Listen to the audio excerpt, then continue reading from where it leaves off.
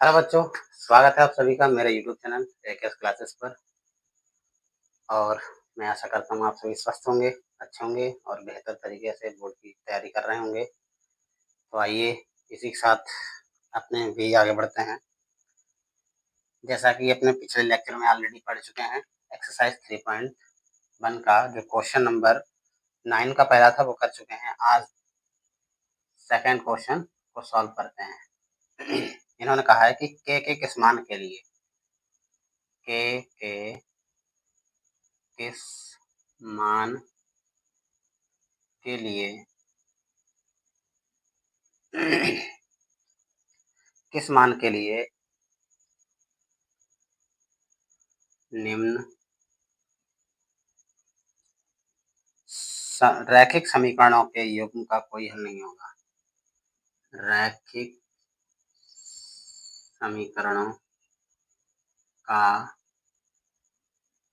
कोई हल नहीं होगा, ये है आपका प्रश्न। ठीक है, और समीकरणें आपकी दे रखी है। 3x + y बराबर है आपका एक, दूसरी है आपकी ब्रैकेट में 2x - 1 के 1 ठीक है, 2x नहीं है, सॉरी 2 के है, यहाँ x ठीक। फिर प्लस करके दे रखा है आपका, क्या दिया हुआ है, k - 1 फिर बराबर करके दे रखा है आपका 2k + 1।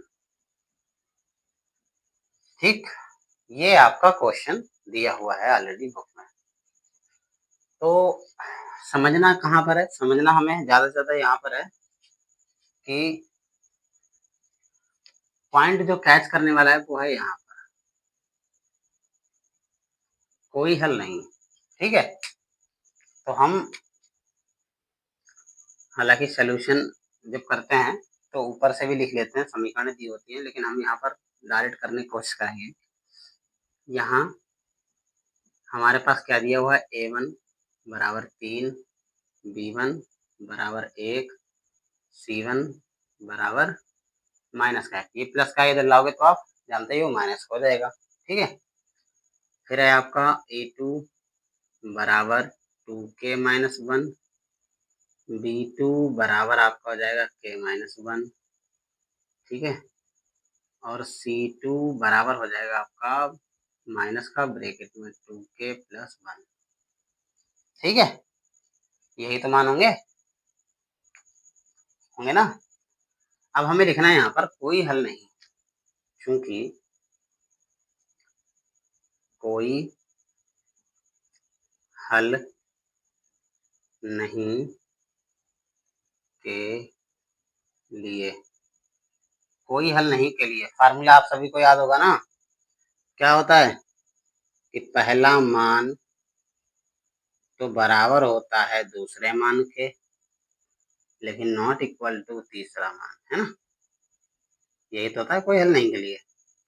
क्यों, बस इसमें मान रख दो और कुछ नहीं। देखो तीसरा मान तो ये बराबर दिया ही नहीं है, तो मान रखो या ना रखो कोई फर्क नहीं है, हमें इतने में निकाल लेना है।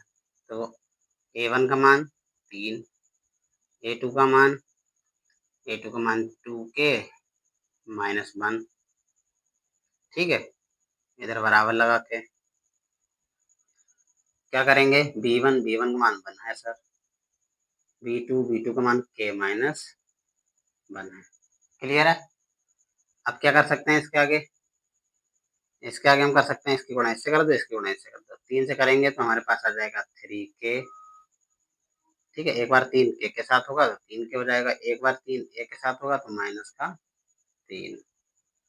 ऐसे इसकी गुणा 1 से करो कोई फर्क नहीं पड़ेगा, यही मान उठ के यहाँ आ जाएगा, यानी कि 2k - 1। ठीक, अब के वाले एक तरफ कर लो, बगैर के वाले एक तरफ।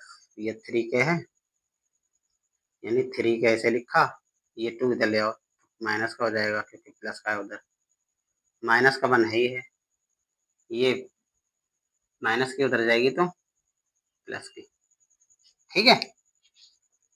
अब 3 में से 2 चला गया तो 1 लिखा जाता नहीं, खाली लिखेंगे कि 3 में से 1 चला गया तो 2। ये आपका आंसर। क्लियर है? ध्यान देते रहें एक एक क्वेश्चन पर, और इस पर डाल भी दें इम्पोर्टेंट, ठीक। ये इम्पोर्टेंट क्वेश्चन है। आगे बढ़ें। 10 देखो क्या कह रहा है कि कोई हल नहीं है या किसके अपरिमित रूप से अनेक हल हैं, हमें ये पहचान करनी है। अगर अद्वितीय स्थिति है तो आपको बज्र गुणन विधि लगानी है। तो देखें सभी,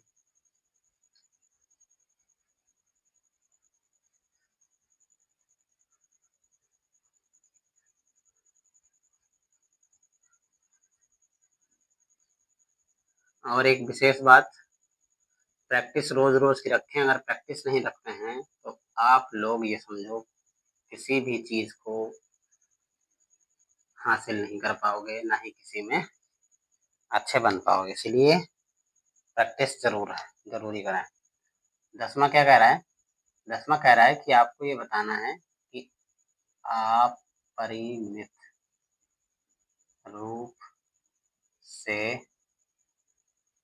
अनेक हल या अद्वितीय हल,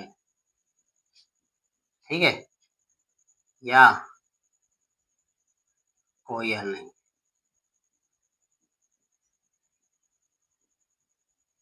या कोई हल नहीं। और अगर अद्वितीय हल है, यानी अद्वितीय हल अगर आता है तो साथ में आपको क्या लगाना है? वज्र गुणन विधि, ये लगाना है, ठीक है। वज्र गुणन विधि क्या होती है?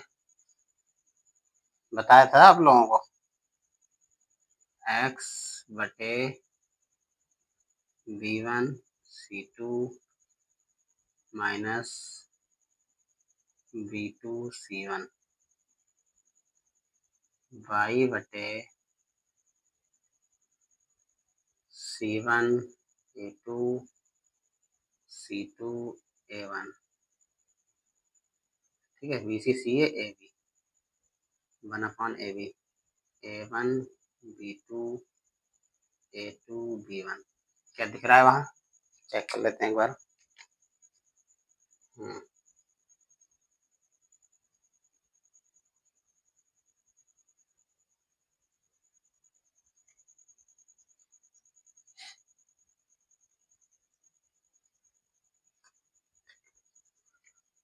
तो निकालते हैं, एक एक करके देखते हैं। सबसे पहला सवाल है आपका, क्या है पहला सवाल? लिखा है x माइनस 3y माइनस का 3 बराबर 0, ठीक है। और फिर है आपका 3x माइनस का 9y और माइनस का 2 बराबर 0, ठीक। निकालें इन तीनों में से ये और ये और ये, देखते हैं कि निकलता है क्या इसमें। तो यहाँ a1 का मान कितना है बच्चों? 1, b1 का मान -3, c1 का मान -3। ये a1 है, यहाँ कुछ नहीं है, एक मान लोगे। a1 b1 c1 a2 b2 c2, ठीक है। तो a2 कितना है? 3, b2 कितना है? -9, c2 कितना है? -2। निकाल लेते हैं, क्योंकि अनुपातिक रूप अगर निकालेंगे तभी पता लगेगा। अनुपातिक रूप यानी इन्हें अनुपात में, यानी a1 बटे a2। a1 का मान कितना है बताएं सभी? a1 का मान सर 1 है, a2 का मान 3 है। b1 बटे b2 कितना है? माइनस का 3 और बटे -9, माइनस माइनस कैंसिल, 3 एकम 3, 3 तियां 9, 1/3 ये भी आ गया। c1 का निकाल लेते हैं, c1 बटे c2 क्या हो जाएगा? -3 -2 तो ये आ जाएगा 3/2। ठीक है, ये दो तो बराबर है, तीसरा बराबर नहीं है, और हम ऑलरेडी बता चुके हैं। अभी अभी अपने लोगों ने देखा, हमने लिखा चूंकि कंडीशन क्या निकल के आई है कि A1/A2 तो बराबर है B1/B2 not equal to C1/C2। और जब ऐसा होता है तो कोई हल नहीं होता। हम लिख लेंगे अतः समीकरण युग्म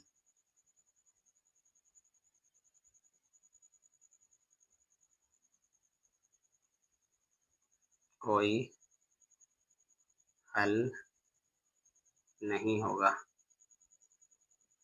ठीक है, और जब कोई हल नहीं होगा तो कोई विधि नहीं लगनी।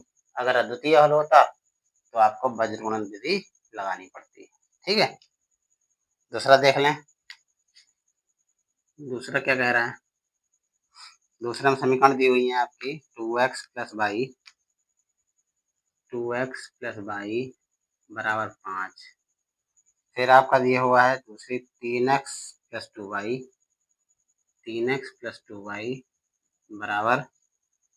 बराबर दिया हुआ है आपका 8।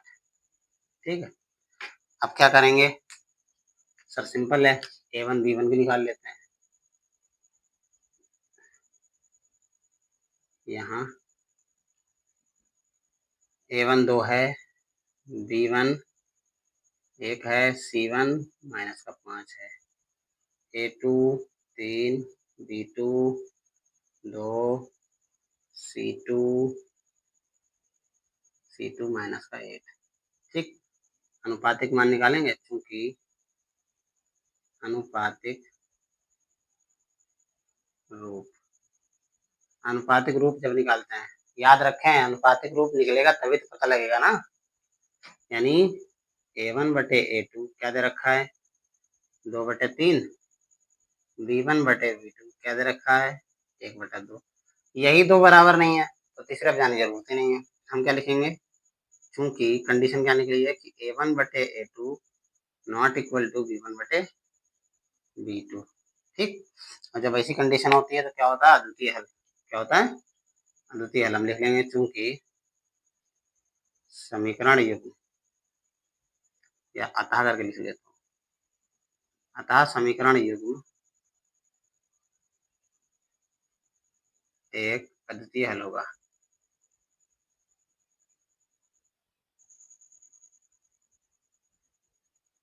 क्लियर?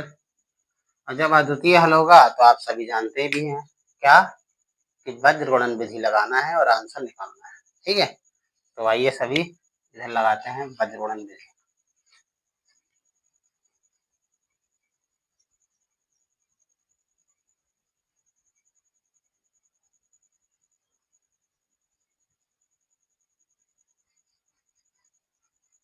लिखते हैं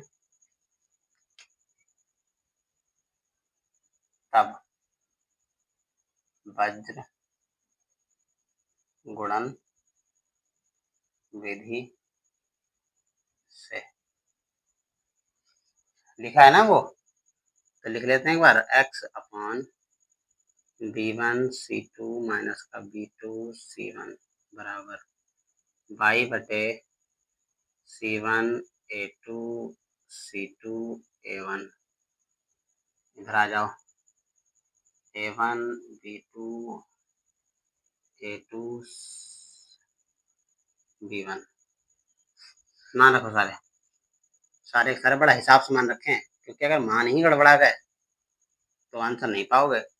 x/B1 B1 का मान सर 1 गुणा C2 का मान है सर -8 माइनस B2 का मान कितना है 2 गुणे, ये दोनों गुणांक होती है। ठीक है, ये दोनों यहाँ माइनस तो है ये C1 का मान है सर -5। ठीक, बराबर इधर रख लो y/में C1 का मान सर -5 इंटू A2 का मान 3 माइनस C2 का मान -8, इसलिए ब्रैकेट लगा देंगे। A1 का मान 2 बराबर A1 का मान 2 गुणे B2 का मान भी 2 है माइनस A2 का मान 3 का मान आपका रखा जाएगा 1। क्लियर है? फिर आगे बढ़ते हैं। यहाँ पर हो जाएगा x बटे 8 एकम 8 प्लस का 5 दूनी 10 बराबर हो जाएगा 22 बटे 5 तियां 15 और माइनस माइनस प्लस 8 दूनी 16 बराबर इधर 1/4 और माइनस का 3 एकम 3। फिर x बटे 10 में से आप अगर 8 घटा दो 2 बचेगा। इधर 22 का मान कितना आ जाएगा, 16 में से 1 बराबर इधर 1 बटे 1। तो x का मान आ गया है 2 और y का आ गया है 1 और यही आपके हो जाएंगे आंसर। क्लियर है? और ये जो 2 हैं शेष, ठीक है, आपके वो अपने आप लगाएं। तीसरा और चौथा जिसमें से आपको एक तो अपरिमित रूप से नहीं करना है, चौथा आपका दे रखा है वज्र गुणन विधि का, ठीक है। और अपने आप लगाएं, अगर नहीं लगता है तो कमेंट में बताएं, तो पूरा सोल्यूशन कमेंट में दे दूंगा, ठीक है। बाकी कल मिलते हैं एक नई क्लास में एक्सरसाइज 3.2 में। तब तक के लिए बने रहें मेरे यूट्यूब चैनल AKS क्लासेस पर और ज़्यादा से ज़्यादा सपोर्ट करें और अपने दोस्तों को भी शेयर करें, ठीक है। धन्यवाद।